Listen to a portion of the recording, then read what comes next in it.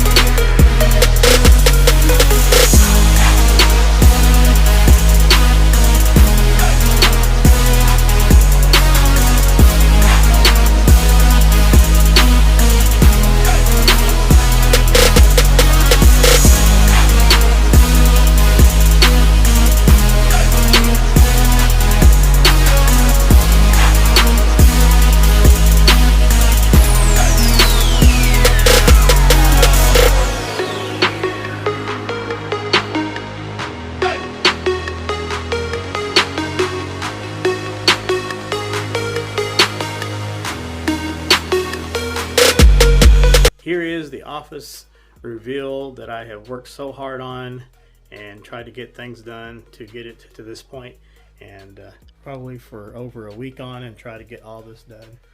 And it was hard work, believe me. It was a mess in here. I couldn't never function around in this place to do anything, and it was just too much going on. I got rid of a bunch of junk, a lot of clutter, and was able to get everything.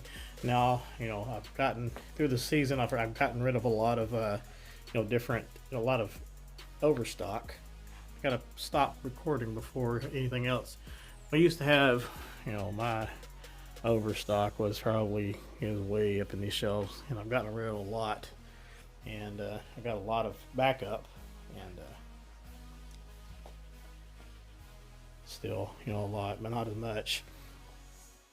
Got the heat press, and of course my trusty little Nerf gun, which thought about getting a few more hanging up there underneath the black light.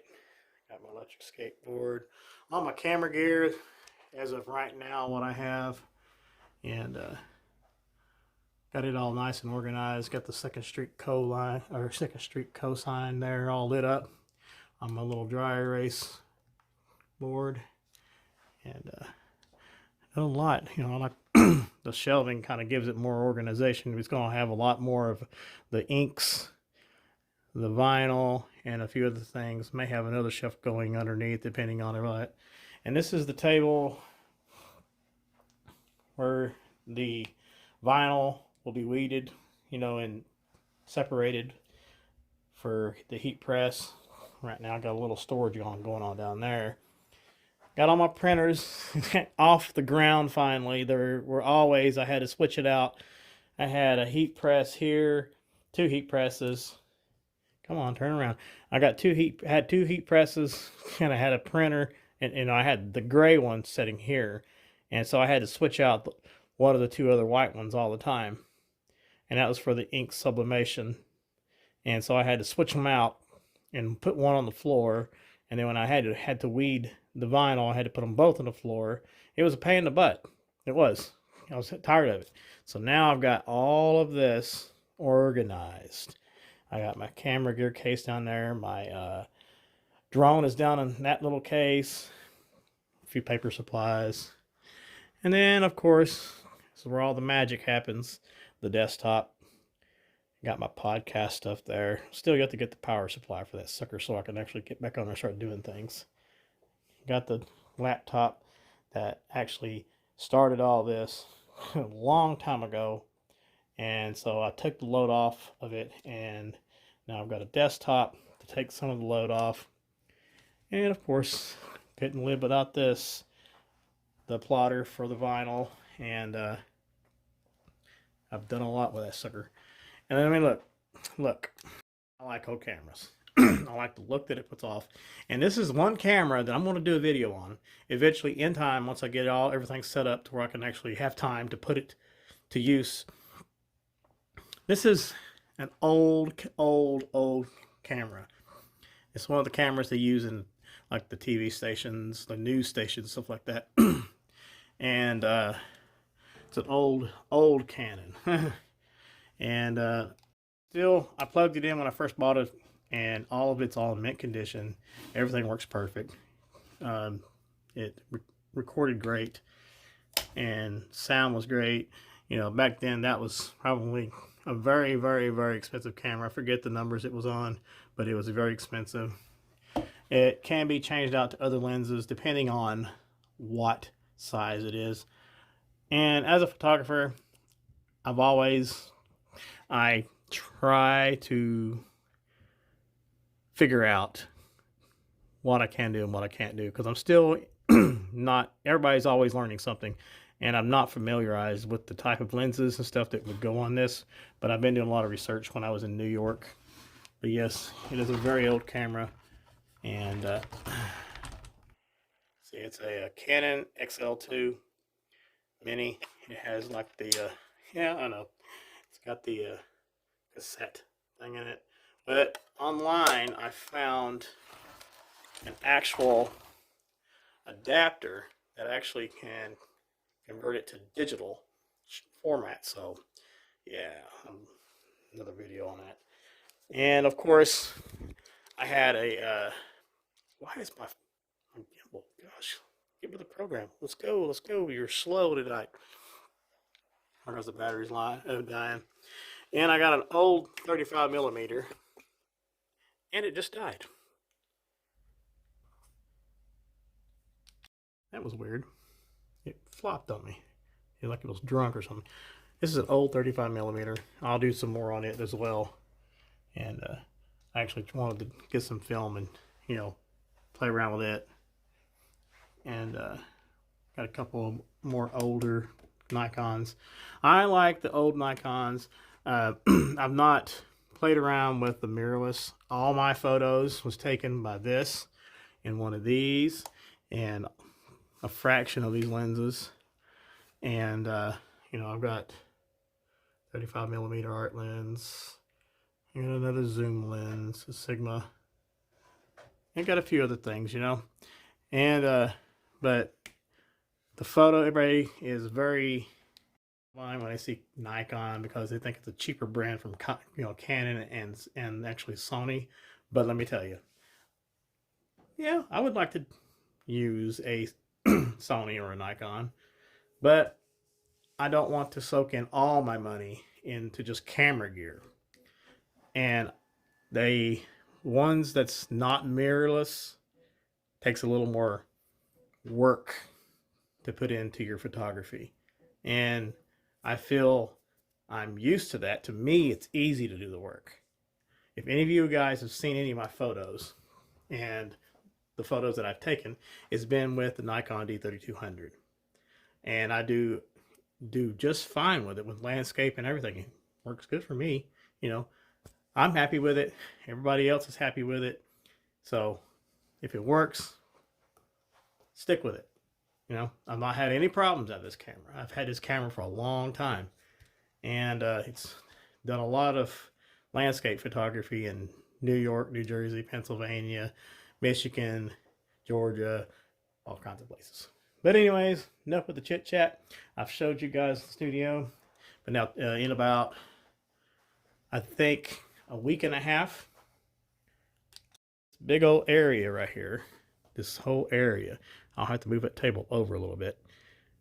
This whole area is going to have a small stage 4 color screen printing, you know, press right here. And as of right now, I went and bought a cheapy little thing to kind of learn a few things, which it's a little cheap speedball thing. I'm going to get it off this. And I'm going to practice with it for a little bit before I actually fire up the big dog. I'm learning. No one's going to be perfect in the beginning. Yes, there's others that does it. But you know what? It doesn't mean that I can't do it. And the purpose that I'm doing it is for Second Street itself, which is a nonprofit. And so that's why I'm doing this. This is going to be a big thing to help out Second Street, which is a nonprofit. So pretty much most of that money won't be going anywhere but Second Street. And you know, there might be days that I might be down because obviously the story behind all this. I know if I'm going to take another 5 minutes to explain something. I was in New Jersey, moved to New Jersey from Pikeville, Kentucky, to progress in the things I wanted to do. Well, as the time went through, I got to a medical company, started working for them, turned around, they put me in the air, started traveling, and so I traveled from warehouse to warehouse all over a portion of the United States. One night I was delivering a piece of equipment to West Virginia from Pennsylvania,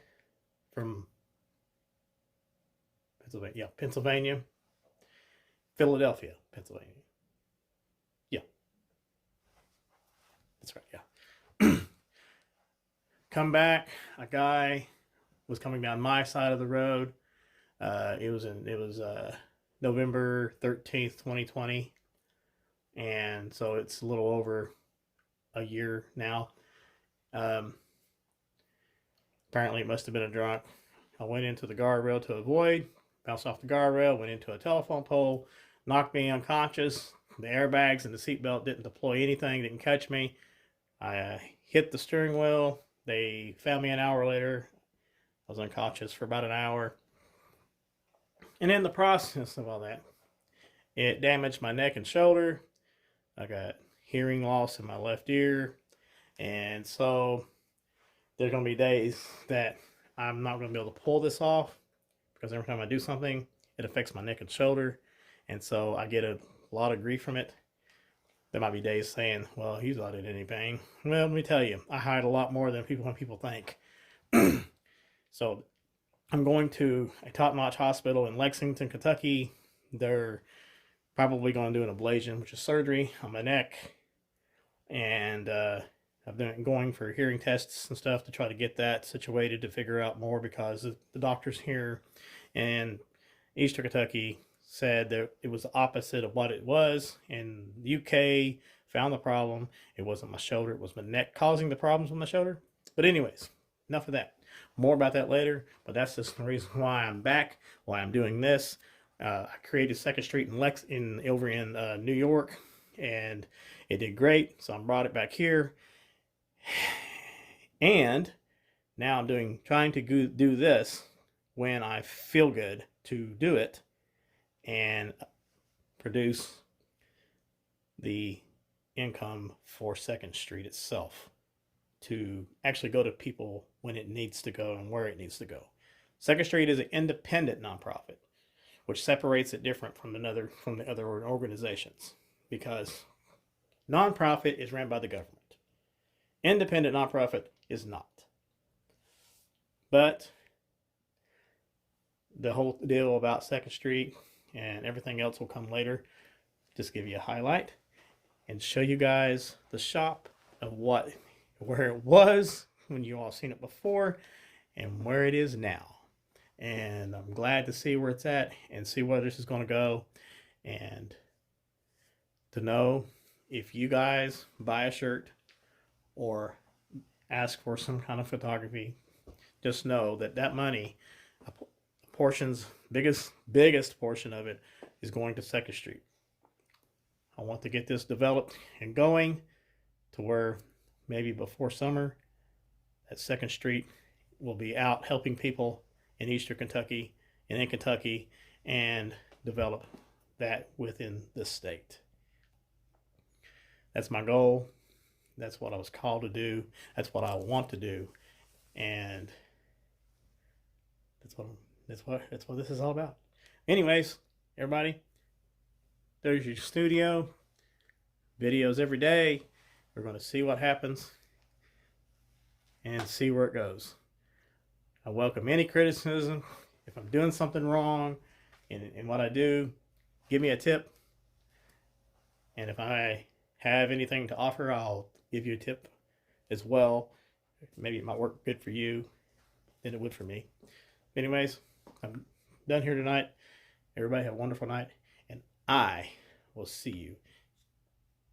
Oh my God, you stupid gimbal. It just couldn't wait. It couldn't wait. And it just flopped again. I think the battery's weak. Anyways, everybody have a wonderful night, and I will see you in the next video.